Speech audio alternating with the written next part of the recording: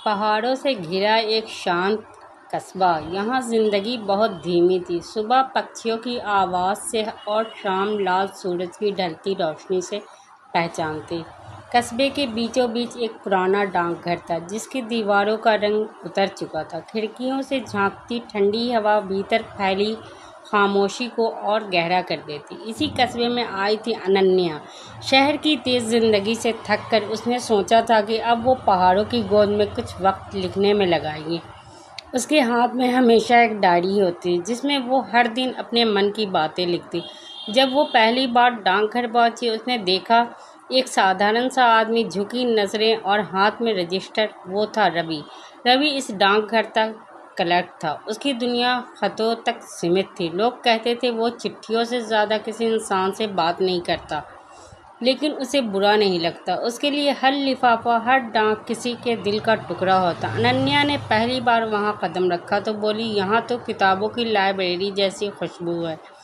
रवि ने बस हल्की मुस्कान दी। वो सोच रहा था कितने सालों बाद किसी ने इस जगह को इतने प्यार से देखा है। अनन्या ने कहा, क्या आप मेरी मदद करेंगे? मुझे अपनी दोस्त को ख़त भेजना है। रवि ने बिना बोले सफ़ेद कागज़ और पेन आगे कर दिया। अनन्या लिखने लगी, फिर हंसकर बोली, अजीब है, आज भी हम ख़त लिख सकते हैं।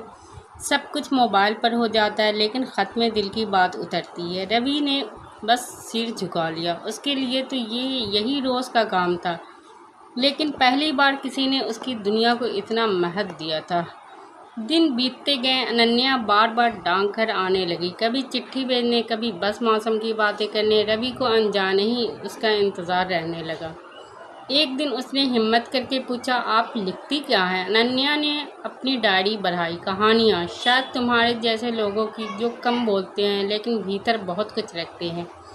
रवि को पहली बार लगा कि कोई उसकी खामोशी को समझ रहा है। एक दिन अचानक मूसलाधार बारिश हो गई। अनन्या भीगती हुई डाकघर पहुंची। हाथ में छतरी थी। हंसते हुए बोली, ये कस्बा बारिश में और भी खूबसूरत लगता है। रवि ने खिड़की से बाहर देखा। धुंध, पहाड़ और टपकती बूंदों के बीच अनन्या का चेहरा चमक रहा था। उसने महसूस किया उसकी सूनी जिंदगी में अब रंग उतरने लगे हैं। उस शाम पहली बार रवि ने सोचा, शायद मेरी कहानी अब सिर्फ खतों में बंद नहीं रहेगी। डाकघर की पुरानी लकड़ी की बेंच पर बैठकर अनन्या अक्सर अपनी कहानियां रवि को सुनाती। उसकी आवाज़ धीमी, लेकिन शब्द बहुत गहरे होते। कभी वो किसी खोए हुए इंसान की तलाश की दास्तान लिखती, कभी किसी अधूरी मोहब्बत की कहानी। रवि चुपचाप सुनता रहता और अनन्या बार बार कहती, तुम्हें पता है, तुम्हारी खामोशी भी मेरी कहानियों का हिस्सा बन जाती है। रवि बस मुस्कुरा देता, लेकिन अंदर से महसूस करता, वो मेरी खामोशी को पढ़ लेती है जैसे किताब के पन्ने पढ़ती है।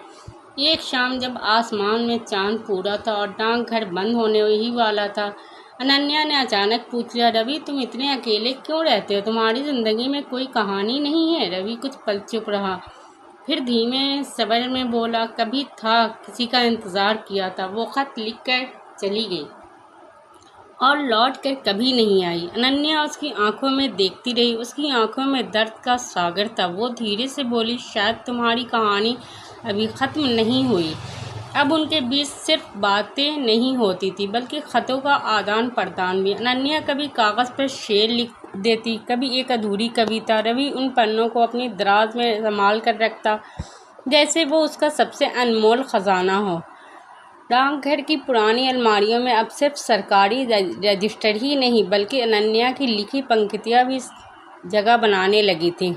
कस्बे के लोग बातें बनाने लगे, वो शहर वाली लड़की और डाकघर वाला क्लर्क कुछ तो है। अनन्या जब ये सुनती तो बस हंस देती, लेकिन रवि के लिए ये बातें बोझ लगने लगी। वो डरता था कि कहीं उसकी वजह से अनन्या को कुछ झेलना ना पड़े। एक दिन उसने हिम्मत करके कहा, लोग बातें कर रहे हैं, तुम्हें बुरा तो नहीं लगता? अनन्या ने उसकी आंखों में देखते हुए कहा, दुनिया चाहे जो कहे, अपनी सच्चाई हम जानते हैं, बस वही काफ़ी है। धीरे धीरे अनन्या की हंसी कम होने लगी। वो पहले जैसी खुलकर बातें नहीं करती थी। रवि समझ नहीं पा रहा था। एक दिन उसने पूछा, सब ठीक है? अनन्या ने सिर झुका लिया और धीरे से कहा, शायद मुझे यहाँ से वापस शहर जाना पड़े। रवि का दिल धक से रह गया। उसने कुछ कहा नहीं, लेकिन उसके चेहरे पर पहली बार डर साफ झलक रहा था। अब अनन्या का डाकघर आना कम हो गया था। जहाँ पहले वो हर दूसरे दिन आती थी, अब हफ्तों गुजर जाते और उसका अता पता नहीं मिलता। रवि की नज़रें दरवाजे पर टिकती रहती, लेकिन वो नज़र नहीं आती। रवि पुरानी दराज खोलकर बार बार उसके दिए कागज़ और कविताएं पढ़ता। हर पंक्ति में उसे उसकी मौजूदगी महसूस होती, लेकिन असलियत ये थी कि उसकी दुनिया अब सिर्फ अनन्या पर टिकी चुकी थी। आखिर एक दिन अनन्या आई, लेकिन उसकी आंखों के नीचे गहरी थकान थी। उसने धीरे से कहा, रवि, मुझे शहर से बुलावा आया है, मुझे वापस जाना होगा, शायद हमेशा के लिए। रवि का दिल टूट गया। उसने धीरे से पूछा, लेकिन यहाँ तुम्हारी कहानियाँ, तुम्हारी शांति। अनन्या ने आह भरी, कहानियाँ कभी भी लिखी जा सकती है रवि, लेकिन जिम्मेदारियाँ, उनसे भागा नहीं जा सकता। उस रात रवि सो नहीं पाया। उसके भीतर एक गहरी लड़ाई चल रही थी। वो कहना चाहता था कि मत जाओ, लेकिन डरता था कि अगर कह दिया और वो हंस पड़ी तो ये रिश्ता हमेशा के लिए टूट जाएगा। उसकी आंखों के सामने बार बार वही पल घूम जाते, बरसात की शाम, अनन्या की कहानियाँ, उसकी हंसी। वो सोच रहा था, क्या मेरी ज़िंदगी फिर से उसे पुराने अकेलेपन में लौट जाएगी। कस्बे के लोग स्टेशन तक अनन्या को विदा करने जा रहे थे, लेकिन रवि डाकघर में बैठा था। उसकी उंगलियां सफ़ेद कागज़ पर घूम रही थी। वो लिख रहा था, अनन्या, शायद मैंने कभी कहा नहीं, लेकिन तुम मेरी तन्हाई की सबसे खूबसूरत आवाज़ हो। तुम्हारे जाने के बाद डाकघर फिर से खामोश हो जाएगा। अगर कभी मेरी याद आए तो इस ख़त को पढ़ लेना। उसने कागज़ मोड़ा और जेब में रखा। स्टेशन पर भीड़ थी। अनन्या ने रवि को देखा, लेकिन वो बस दूर खड़ा था। जाते जाते उसने धीरे से अनन्या की किताब में वो खत रख दिया। बिना कुछ कहे ट्रेन चल पड़ी। अनन्या खिड़की से हाथ हिलाती रही और रवि बस चुप खड़ा देखता रहा। उसकी आंखें भीगी थी, लेकिन होठों पर कोई शब्द नहीं था। वो सोच रहा था, शायद यही मेरी किस्मत है, मेरी बातें हमेशा खतों में ही रह जाएंगी। शहर पहुंचकर अनन्या ने अपना सामान खोला। किताबों के बीच से एक तह किया हुआ कागज़ गिरा। उसने खोल कर पढ़ा, अनन्या, शायद मैंने कभी कहा नहीं, लेकिन तुम मेरी तन्हाई की सबसे खूबसूरत आवाज़ हो। तुम्हारे बिना ये कस्बा, ये डाकघर सब अधूरा है। अनन्या की आंखें भर आई। उसने किताब को सीने से लगा लिया। वो फुसफुसाई, रवि, तुम क्यों नहीं कह पाए। उस रात अनन्या को नींद नहीं आई। वो बार बार उस खत को पढ़ती और सोचती, कितना आसान था अगर मैंने रुकने का एक बहाना ढूंढ लिया होता। लेकिन अब सब कुछ बदल चुका था। शहर की जिम्मेदारियां, लोग, काम, सब उसे घेर चुके थे और सबसे बड़ी बात, रवि से मिली मीलों की दूर अब हकीकत बन चुकी थी। साल बीत गए। अनन्या एक मशहूर लेखिका बन गई। उसकी किताबों में कहानियाँ थी, खोए हुए ख़तों की, तन्हा डाकघरों की और अधूरी मोहब्बत की। लोग कहते, ये कहानियाँ इतनी असली क्यों लगती है। वो बस मुस्कुरा देती और कहती, क्योंकि हर कहानी के पीछे एक सच्चा ख़त छुपा है। कस्बे का वही पुराना डाकघर अब भी वही खड़ा था। रवि अब बूढ़ा हो चुका था। उसकी मेज़ पर अब भी ख़तों का ढेर था।